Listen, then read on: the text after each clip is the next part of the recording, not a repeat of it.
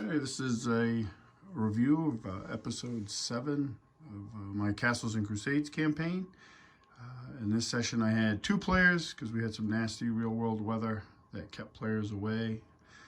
And so I had my son playing Lork, the half-orc ranger, my friend Steve playing Rhonin, human fighter. Session started off, their plan was to investigate an old mining town that they correctly believe to be under the control of goblins. And it's the mining town several days away from their hometown of Arden.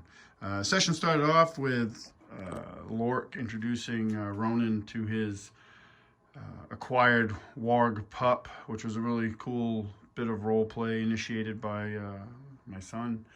A really good job. So they kind of did some introductions there and started off. They left with several of the Wolves of Arden, which are like the soldiers, and scouted along the old road that leads from Arden to the mining town. About 2 days in, they came across goblin tracks and followed those south into the woods until they came across a clearing. And in the clearing, they found there had been a fight. There was a lot of dead goblins, and they found another person, not dead, but wounded.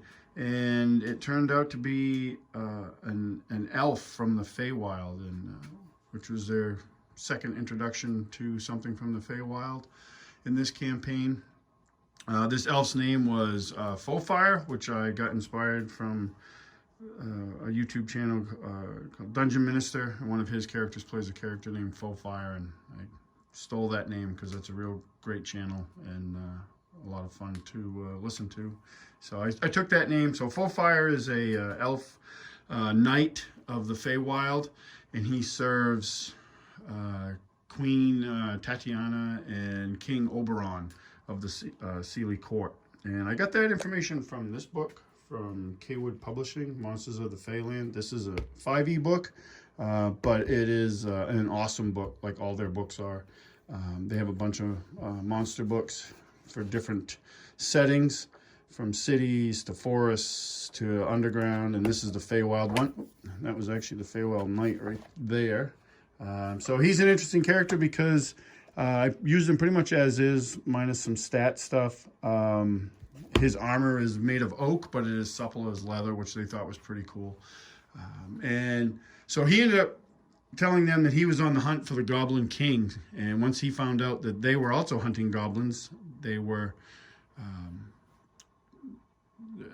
decided to do that together. They also discovered that he was missing his Sword of Light, which is a badge of the station as a knight, and believed that the goblins took it and wanted to get it back, and they wanted to help him. So they patch him up because he was wounded, and keep heading towards the mining town camp. We had a camp scene encounter after that, and it was kind of neat because they actually went back, the players went back, and they wanted to find out more about Otan, which was discovered in a previous session, Rhonin's first session in the campaign, my friend Steve. And Otan is a creature from the Feywild. He's a keepine. He's like an owl bear creature type thing, and they had met him and befriended him, and he helped them kind of escape from slavers. So they wanted to find out more about him, which Fofire did know things about him. He didn't know him specifically, but he did know their type, and so they were able to get a little bit more information on him, on Otan, which was really cool for me because there was something that they remembered from a previous session, and we're still curious about it and wanted to learn more about him. So that was really cool to see that they were engaged that way. They eventually get to the mining town, and Lork is acting as a scout for the group. They're a real small party. There's only 3 Wolves of Arden with them, so they're not coming here to fight every goblin. They're just trying to find out. So this is what they see, this old mining town with some boats that are still functional, some that were not. And they do see goblins milling about this area. And one in particular over there they saw was Gurk, which was the goblin witch that had appeared in a previous session that Rhonin was familiar with because he had encountered her in a goblin camp in a previous session. I left it up to them. I had no idea how they were going to tackle this situation. It was also described that further up this way, the river kind of cascaded down, which they discovered that it was low, and they believed that the goblins were damming the river for whatever purpose. And they could see goblin workforces going up the road past the mining town. So they figured, oh, they're going up there to work on the dam. So I had no idea going into this. I left it completely up to them how they were going to tackle this situation. And they came up with a plan. And their plan was they cut one of these boats loose, this one in particular, and because it seemed like the goblins were interested in keeping them up and running, and it decided to drift downstream, which caused a distraction. Some goblins that were over here and over there jumped in these smaller boats. Some of the goblins that were on foot over here actually ran down to try to get ahead of the boat, so it kind of pulled all their attention away from them going up them towards where the dam was, and there was a dam up there. So they were able to sneak by this. That was a really clever way of them doing it, because a head-on fight would have been really tough for them. So they get up there to the top of the cascade, and they did see that there's a dam, and there's a bunch of goblins working on scaffolding. They're trying to build up the dam, and there was one goblin that was like the boss goblin, and he was wearing Fofire's sword in his belt. So they were like, we got to get that guy. And they made short work of him. They played it smart. They had the element of surprise. They literally filled him with arrows before he ever got a chance to do anything. He fell off the scaffolding, which if he was still alive, he was dead when he hit the ground.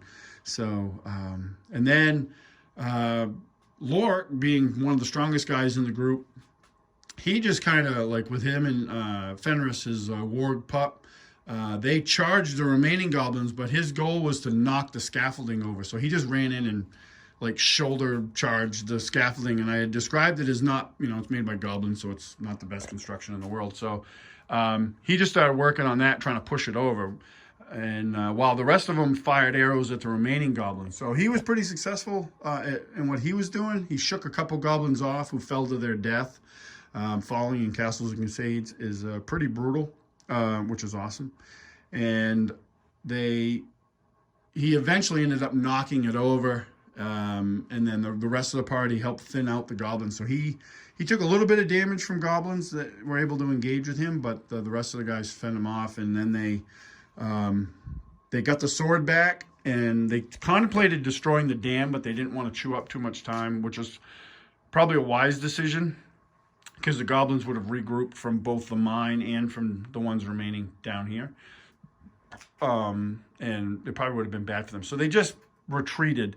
And they ended up actually doing a running retreat for several days all the way back to Arden. And it took them a couple days to get back. It was like, basically we did it Theater of the Mind. It was narrative with just ongoing running. I described to him as kind of like the 300s and the two towers trying to catch up with the Urukai. So they were on their go for about 2.5 days, and by the time they reached home, they were pretty wiped. So it was a good session overall, and in the end of it, both characters actually leveled up. So Lork is a 3rd level ranger now, and Rhonin is a 2nd level fighter, which was pretty cool. In the next session, they plan to actually come back here with more numbers and figure out what's actually going on in the mine. Fofire, the Elven Fey Knight, has stayed with them because he wants to hunt the Goblin King, and they want his help. So he'll be in the next session as well. And pretty good, real good session. So the board actually made all this, put all this together, and they didn't really use it. I didn't know, so it kind of did more of a setting the scene than anything else, which is fine. Sometimes that's what you use terrain for. It doesn't have to be combat on top of it. So they ran into Gurk, which is a reoccurring character. So a lot of this stuff, actually the boards themselves, these two big ones, I actually borrowed from my local gaming store, Crossroad Games. And that one's mine, and the building's a Tabletop World and some 3D printed stuff, along with these terrain tiles that are Dwarven Forge, which are really, really neat. They got a lot of actually comments from the players about how they look, so they're a good product. Goblins are a mix of mostly Reaper, I think, goblins, and some Steam Forge game Epic Encounters. That's where Gert's from, and some other Reaper miniatures. But real good session, and we'll catch you on the next one. Thanks for watching.